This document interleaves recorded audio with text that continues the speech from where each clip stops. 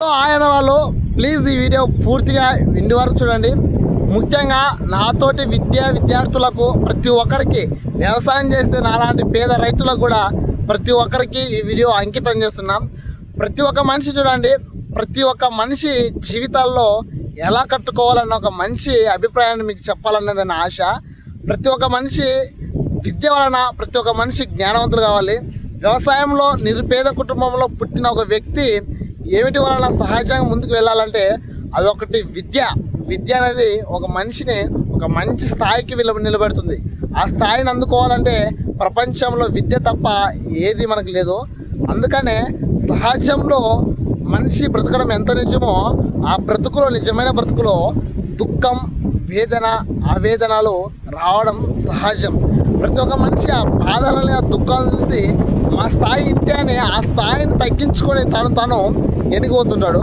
ఒకటి చెప్తున్నా, మన జీవితంలో ప్రతి ఒక్క మనిషి దుఃఖాన్ని, బాధను ఎదిరించిన వాడే రేపటి రోజు ఎత్తైన శిఖరాన్ని అందుకుంటాడని నా మాట ద్వారా చెప్తున్నా. అదేవిధంగా ప్రతి ఒక్క మనిషి ఎప్పుడైనా సరే మనం సుఖాన్ని కోరుకుంటారు. ప్రతి ఒక్క మనిషి సుఖం కోరుకున్నవాడు రేపటి రోజు బాధ వచ్చినప్పుడు ఆ బాధని తట్టుకోలేక, సుఖాన్ని అనుభవించిన వాడు ఆ బాధను తట్టుకోలేక ఆత్మహత్యకు ప్రయత్నించి మరణిస్తాడు. కానీ దుఃఖాన్ని, కష్టంను రెక్కల కష్టంతో ఎదిరించిన వాడు రేపటి రోజు ఎంత ఎత్తు శిఖరమైన ఎక్కగలడు, ఎంత బాధ అయినా తన కాళ్ళ కింద వేసుకొని తొక్కగలడు. మొక్క, ఇంట్లో పెరిగిన మొక్క అంటుందంట, నేను ఇంత స్వేచ్ఛగా చల్లగా ఉన్నాను అని. ఒకరోజు ఎండకొచ్చి వాలిందంట. ఈ ఎండకు తట్టుకోలేక ఆకులన్నీ మాడివేసిందంట చల్లగా.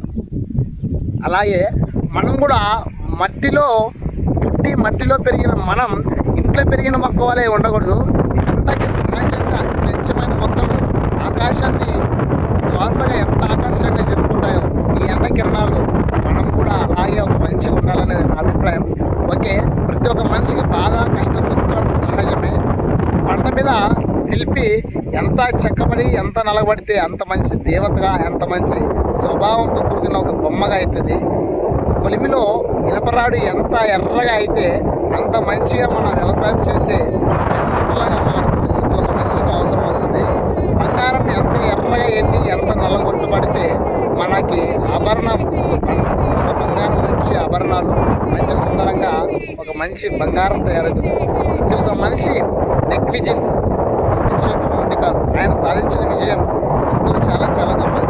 ఆయన మనలాగా కాలు లేవు, చేతులు లేవు. ఆయన విజయం ప్రతి ఒక్క మనిషికి ఒక జ్ఞానం నేర్పిస్తుంది, ధైర్యం నేర్పిస్తుంది. థామస్ ఆల్వా ఎడిసన్ ఇలా చెప్పుకుంటూ పోతే చాలా చాలా శాస్త్రవేత్తలు చాలా ఉంటాయి.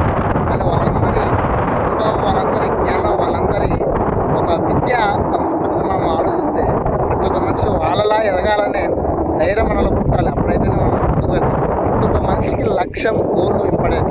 ప్రతి ఒక్క మనిషి ఏదైనా సాధించాలని పట్టుదల ఉంటే ఎత్తైన తన ధైర్యంతో, గుండె ధైర్యంతో వెళితే ఏదైనా సాధ్యమే.